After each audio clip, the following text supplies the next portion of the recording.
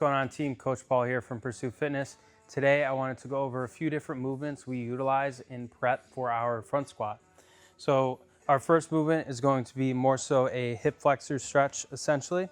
After going through a little bit of machine work, getting the heart rate up, blood flowing, we like to go through some range of motion work.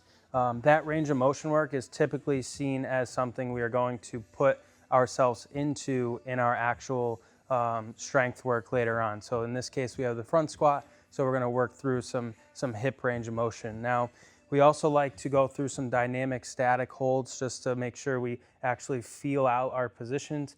In this case, we have a biphasic anterior front side hip flexor stretch. So we're going to go from that lunge position, keeping a nice neutral spine. I'm going to think about coming in and out, pulsing, squeezing the glutes, 30 seconds. Very subtle. Then from there, I'm going to hold that lengthened position for 30 seconds, and then I'm going to switch sides.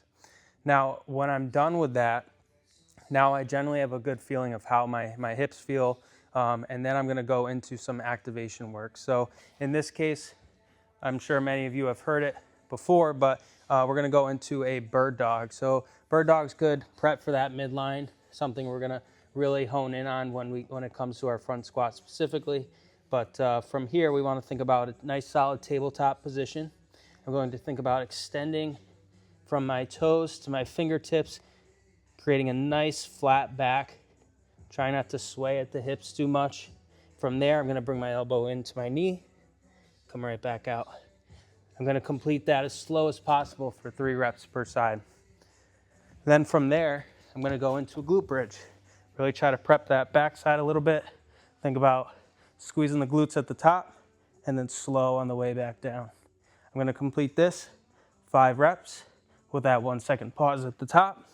And then when we think about our front squat in particular, we want to think about that upright position that it requires. So something like a driver squat where the plate kind of offsets our weight or balance a little bit helps reinforce that proper position at the bottom, keeping our chest nice and tall, driving those knees out to stand.